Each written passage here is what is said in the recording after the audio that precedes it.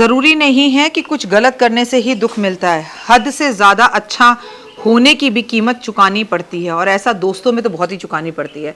ईमानदार बन जाओ, दोस्तों को सब कुछ सच बता दो, रिश्तेदारों को सब कुछ सच बता दो, बहुत अच्छे होगे तो भी लोग फ़ायदा उठाएंगे। जैसे आप अपने घर के नौकर को उसके दुख और तकलीफ में पैसे दे दो, उसके घर में दुख तकलीफ नहीं भी होगी तो भी वो आपको बार बार बताता रहेगा दुख तकलीफ है कि ये तो मैडम या बाबूजी तो पागल हैं, जब भी हम दुख तकलीफ बताएंगे वो हमें पैसे देते रहेंगे। तो किसी को भी गलत टाइम पर और गलत तरीके से इस्तेमाल मत करो। इंसान को सब कुछ समझ में आता है, और किसी से बहुत ज़्यादा उम्मीदें मत रखो, क्योंकि फिर आप भिखारी हो जाते हो। ये एक बात याद हमेशा रखो कि हमें किसी से लेने की ज़रूरत ही क्यों पड़े। हम अपने आप में इतने सक्सेस रहें कि जब हमें ज़रूरत हो हम 10 की मदद करने वाले हो। ज़िंदगी भर अगर लोगों से मांगने की आदत आपकी बन जाएगी तो फिर आप कभी भी अपने आप को ऊंचा उठा हुआ नहीं देखोगे। ये मैं आपको 100 पते की बात बता रही हूँ। अगर आपने इसे याद कर लिया तो लाइफ में इसको आपको 100% रिजल्ट मिलेंगे। नमस्कार, सुस्वागतम, वेलकम, अभिनंदन।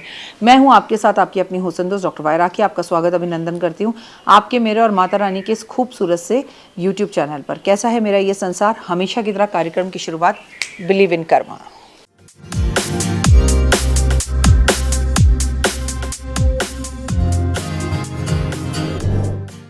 अपने कर्मों पर बिलीव करें। सेहत किसको अच्छी नहीं चाहिए? किसी ने क्या खूब बात कही है कि सेहत शरीर 100 करोड़ का होता है, 100 अरबों का होता है, मतलब जिसकी कीमत नहीं लगाई जा सकती ना, उतना कीमती होता है। लेकिन इसी शरीर के साथ हम मजाक करते हैं। अक्षय कुमार भी आपको बार बार अपनी हर वीडियो के माध्यम से सिर्फ एक ही बात बताते हैं कि अगर पूरे दिन में 1 घंटा आपने वॉक में नहीं लगाया या अपनी सेहत के लिए नहीं लगाया तो आप कुछ कमी करते हैं। हालांकि मैं ये बात आपको बता रही हूँ, बट मैं खुद अपने शरीर को 1 घंटा नहीं देती हूँ। उससे ज़्यादा टाइम मैं मंदिरों में, पूजा में, गुरुद्वारों में दे देती हूँ। लेकिन टचवुड फिर भगवान ने मुझे सेहतमंद भी रखा हुआ है। मेरा नाता मॉर्निंग वॉक से भले ही ना हो, लेकिन हाँ, इतना तो है कि भगवान से जुड़ता है तो उठती तो जल्दी हूँ।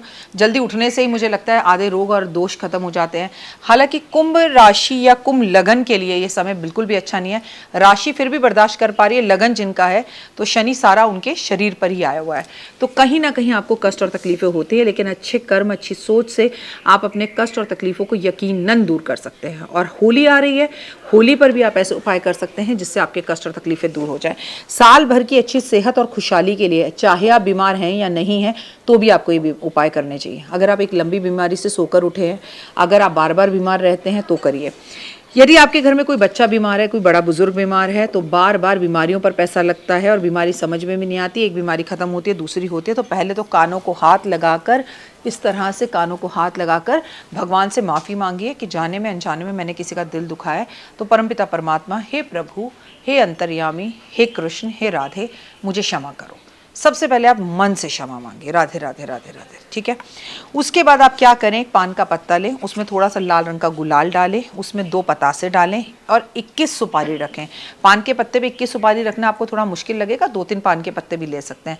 और ऐसे व्यक्ति के ऊपर से उसे 31 बार घुमाइए और जहाँ पर अग्नि जल रही हो वहाँ पर जाकर इसे अग्नि में रख दीजिए और मुड़कर ना देखें और बोलें उस व्यक्ति का नाम लेकर कि इसकी हारी, बीमारी, कष्ट, तकलीफें सब दूर हो जाए। उपटन, होली वाले दिन आपको सुबह हल्दी और सरसों का बना हुआ उपटन लगाकर उससे स्नान करना चाहिए और मैल को रगड़ रगड़ के उतारना चाहिए।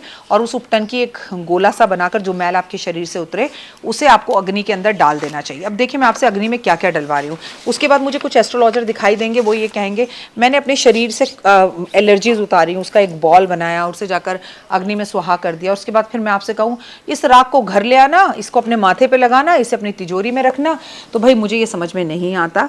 वो एक चिता है जिसमें लोग जादू टोना तंत्र विद्याएं करते हैं, अपनी बीमारी, हारी, कर्जा, कोर्ट कचहरी के केस, तकलीफें, पता नहीं क्या क्या डालते हैं और उस राख को लाकर आप अपने घर में रख लें।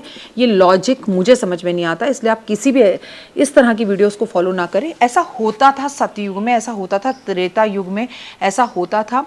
उस युग में लोग इतनी चीज़ें नहीं करते थे, नकारात्मक नहीं थे, इतने बीमार नहीं पड़ते थे, इतनी चीज़ें उस अग्नि में नहीं डालते थे। वो युग अलग था। लेकिन आप उस टाइम की चीज़ों को इस टाइम तक फॉलो करते रहेंगे। समय के हिसाब से हमें बदलना चाहिए, समय के हिसाब से हमें अपनी चीज़ों को, अपने उपायों को चेंज करना चाहिए। अगर हम वो नहीं करेंगे तो things will be not good. Holi पे नींबू का एक टोटका बहुत काम आता है। जो व्यक्ति बीमारी से झुलस रहा हो, उसे आसानी ना पड़ रही हो, एक बड़े से आकार का नींबू ले, और एक बंगाली नींबू आता है, वो काफ़ी बड़ा होता है, उतना बड़ा नींबू ले और उस व्यक्ति के सर पे से उसे घुमाकर और उस नींबू को काट कर अगर अग्नि के अंदर डाल दिया जाए तो बीमारी, रोग, कष्ट, तकलीफ़ें, हारी, जादू टोना या किसी तरह का कोई भी बंधन आपका हो वो छूट जाता है। जैसे कि अगर आप चाहें तो एक गाय के गोबर को ले, उसका उपला बनाएं और ऐसे व्यक्ति के कमरे में से होली का दहन वाले टाइम पर जला दें, जो और उसमें कपूर रखें, लौंग रखें, इलायची रखें, तेज पत्ता रखें, लोबान रखें, जो व्यक्ति बहुत बीमार रहता है या उसके सर पर से भी घुमा दें उसी टाइम पर, जिस टाइम पर होली का दहन हो रहा हो, तो उस घर से नकारात्मकता भी दूर होगी और व्यक्ति के शरीर में से बीमारी भी दूर होगी। होली वाले दिन आपको होलिका की 3 परिक्रमा लेनी चाहिए, ब्रह्मा, विष्णु, महेश की, और उल्टी परिक्रमा लें और ये कहें कि प्रभु मैं अपनी बीमारी, हारी, सब कुछ इस परिक्रमा के साथ यहीं बांध कर जा रहा हूँ या जा रही हूँ, मेरे कष्ट और तकलीफ़ों को दूर कीजिए।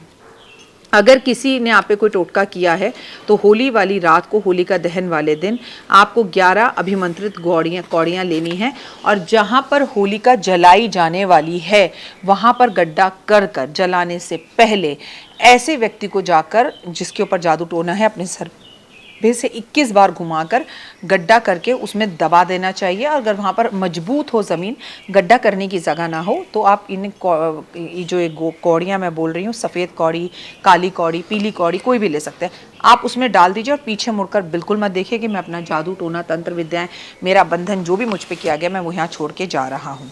नींबू की माला बनाकर भैरव बाबा को, नींबू की माला बनाकर माँ काली को होली वाले दिन, होली का दहन वाले दिन अर्पण करने से, जिसमें कम से कम 21 या 31 नींबू ज़रूर हो, आपको लाभ होता है। उड़द की दाल के दही वड़े बनाकर, जलेबी बनाकर अगर आप सफाई कर्मचारी को इस दिन खिलाते हैं या गिफ्ट में तोहफे के रूप में देते हैं तो भी आपकी तकलीफ़ें दूर होती हैं और कष्ट दूर होते हैं। होलिका दहन के समय पर जब अंगारे जल रहे हों, जब आग जल रही हो, उसमें आपको करना क्या है, कोई भी एक पापड़ ले ले, आम का हो वो पापड़ या दाल का हो वो पापड़, और अपने हृदय से लगाकर उसे जलती हुई होलिका में डाल दे और उसे मुड़कर ना देखे तो हृदय रोग या हार्ट अटैक, या आपको अगर जिसे कहते हैं स्टंट डला है, आपको दिल की बीमारी से डर लगता है, उससे आप बच जाएंगे। यदि आप बहुत बीमार हैं, बहुत परेशान हैं, तो आपको एक मुट्ठी पीली सरसों और थोड़ी सी काली, जो काली मोटी इलायची होती है वो 7 इलायची लेकर और एक फिटकरी का टुकड़ा लेकर अपने सर पे से घुमाकर इसे 7 बार घुमाकर अग्नि में डाल देना चाहिए, काले कपड़े में डालकर। इससे भी कष्ट और तकलीफ़ों से आप दूर होते हैं। देखिए, उपाय मैं आपको हर बता रही हूँ, किसी के पास फिटकरी होगी, किसी के पास मोटी इलायची होगी, किसी के पास नींबू आसान होगा, इसलिए हमारा काम है आपको अलग अलग उपाय बताना, जिसके पास जो इजी अवेलेबल हो वो करे। और जो इसे जला ना सके, जिनके यहाँ दहन नहीं होता होलिका का, उनके लिए मेरे पास एक बहुत सरल उपाय है कि ऐसे में वो क्या करें, ऐसे में सिर्फ वो इसे जल प्रवाह कर दें या पीपल के पेड़ के नीचे रख दें।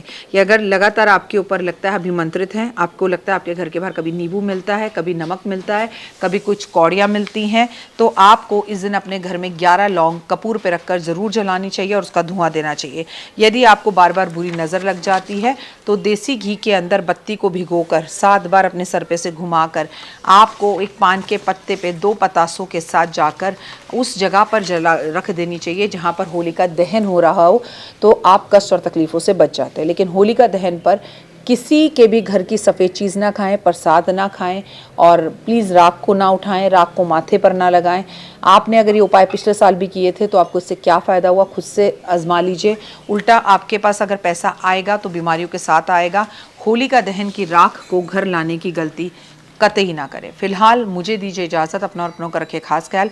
अगर अभी तक आपने मुझे सब्सक्राइब, लाइक, शेयर नहीं किया है तो इस चैनल को लाइक, सब्सक्राइब, शेयर ज़रूर कीजिए, फॉलो कीजिए, ताकि आपको आने वाली वीडियोस भी जो होली से जुड़ी हुई हैं वो सबसे पहले मिल सके। कमेंट्स में जय माता दी।